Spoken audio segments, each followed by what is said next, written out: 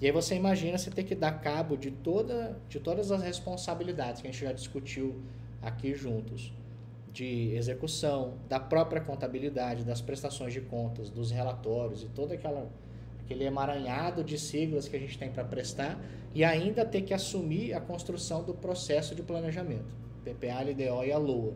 Você que é profissional da contabilidade, é contador, você deve trabalhar com um sistema de contabilidade. Dentro dele tem um módulo de planejamento, telas de PPA, LDO e LOA, cadastros, né? A maneira como você administra essas informações no teu CIAFIC. E a discussão era muito sobre isso. Ora, vamos construir o PPA assim, a LDO, o orçamento e as rotinas. Só que a questão é que quando você constrói o planejamento dentro de uma sequência lógica, né, e a sequência lógica do planejamento é essa daqui, tá? Você começa com o PPA, vai para a LDO e termina com a LOA. Nessa ordem. Essa é a ordem que a própria legislação traz. Você constrói o PPA, a gente vai ver mais sobre isso, tá bom? Só estou tentando dar uma... Eu estou tentando não, eu estou passando para vocês uma visão do processo de maneira mais geral. Uma visão mais geral do planejamento e do orçamento. E nas próximas semanas nós vamos detalhar, vamos entender mais do PPA, mais da LDO, mais da LOA, nós vamos entrar nos detalhes também. De maneira que vai ficando mais prático a nossa discussão. Mas o que eu quero que você entenda é que de maneira normal, de maneira teórica, de maneira legal, a ordem é essa, PPA, LDO e LOA. Como se você parasse, construísse o PPA, né, e planejasse para 4 anos a administração, depois você parasse e dissesse, olha, vamos agora fazer as diretrizes do orçamento, e aí você faz a LDO, e aí faz isso, e aí você depois vai lá e faz o orçamento. Essa é a lógica, esse é o senso comum, é dessa maneira que a gente enxerga, é dessa maneira que a gente aprende, é dessa maneira que a gente é exposto a essa discussão do planejamento. Só que, e eu vou falar para você, e você pode acreditar ou não, porque você tem esse direito de questionar o que eu estou te dizendo e de mergulhar nesse entendimento. Mas se você conversar com os colegas contadores que fazem parte dos municípios pequenos, você vai perceber que não é bem assim na prática. Nos municípios pequenos, a realidade é, como a gente já discutiu aqui também nas aulas anteriores, a realidade é de uma entidade, imagina numa prefeitura, que você tem um contador.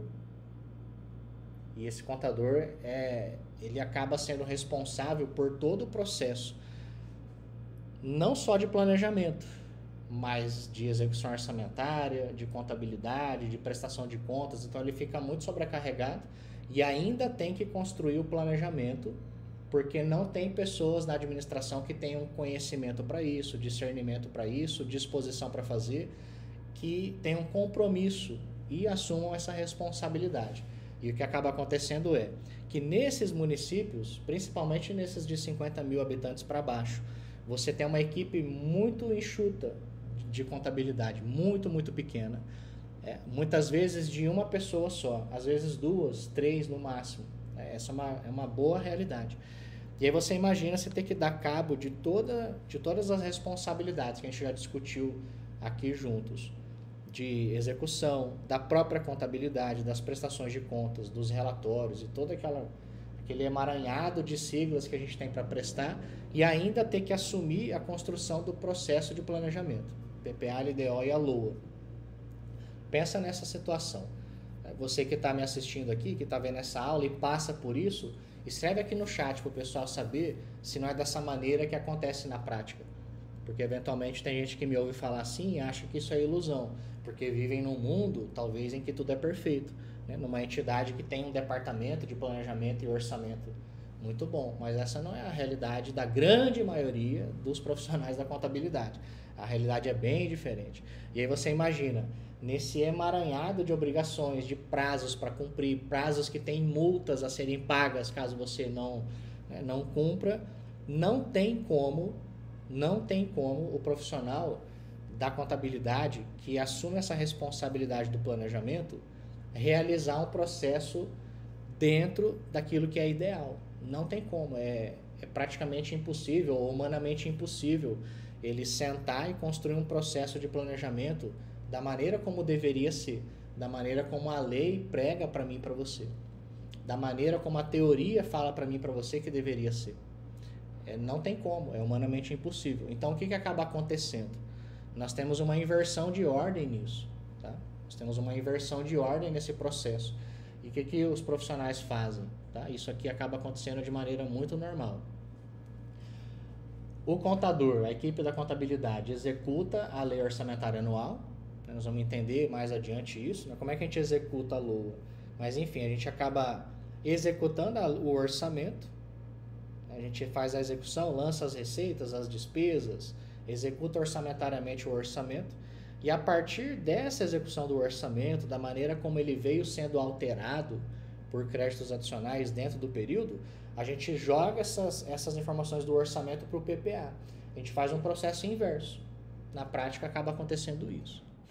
Inclusive, ontem estava conversando com um colega que está passando por problemas em relação a isso. Tá? Mas olha só, faço o orçamento, executo esse orçamento. Dessa leitura daquilo que é prático, daquilo que é real, daquilo que faz parte do meu dia a dia, eu trago essa visão para dentro do meu PPA, sem muito planejamento, por uma repetição. Né? Então, eu não planejo nada, não tem planejamento. O que eu tenho é aquilo que eu executei e eu trago aquela execução para dentro do meu PPA, como se fosse planejado, mas não é. Acaba sendo um planejamento fake, um planejamento de gaveta, um planejamento para cumprir tabela. E a LDO acaba copiando, né, uma lei daqui, uma lei dali, faz os anexos da maneira como não entende, e aí você diz que tem PPA, LDO e LOA, quando na verdade o que você tem malemar é a lei do orçamento, porque é o que dá para fazer. Tá? Não, eu não estou falando isso para criticar os profissionais da contabilidade que fazem isso, é porque essa é a realidade, é assim que dá para fazer.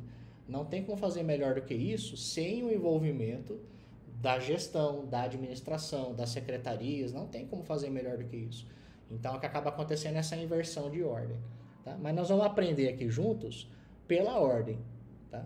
Pela ordem, pelo progresso, e depois eu volto falando mais para vocês sobre essa realidade que a gente acaba percebendo que acontece. O que eu queria mesmo é que vocês entendessem essa primeira parte, né? Dessa construção, dessa visão, desse processo. Que realmente a maior parte de vocês que estão aqui acompanhando essa aula estão em municípios assim, abaixo de 50 mil, abaixo de 100 mil habitantes. Eu estava no município esse início de ano, que tem 100 mil habitantes, município aqui na região que eu moro. E lá eles têm uma equipe boa na contabilidade. Eles têm uma equipe boa, mas é uma exceção. Né? Você ter, que nem lá tem 2 contadoras, aí tem uma equipe de mais 5 pessoas ali na contabilidade fazendo a execução do orçamento. Né? Administrando empenho, liquidando despesa, mexendo com prestação de contas de adiantamento. Contadoras são 2, que mexem com a contabilidade mesmo, a prestação das contas, Siconf, balanços, etc. E depois mais umas 5 pessoas na equipe operacionalizando as questões ali que a gente entende por contabilidade. Mas é uma exceção, a maioria trabalha de maneira uma estrutura muito mínima, que realmente não tem condições de abarcar. E nem faz sentido, imagina, como é que você na contabilidade vai assumir essa responsabilidade por construir um planejamento que resolve os problemas da cidade? Não faz o menor sentido. Ou existe envolvimento da gestão e da administração para construir um planejamento minimamente decente, ou não faz o menor sentido. Na minha cabeça, não faz o menor sentido eu, como contador, ter que olhar para os problemas da sociedade e resolvê-los. Não faz o menor sentido.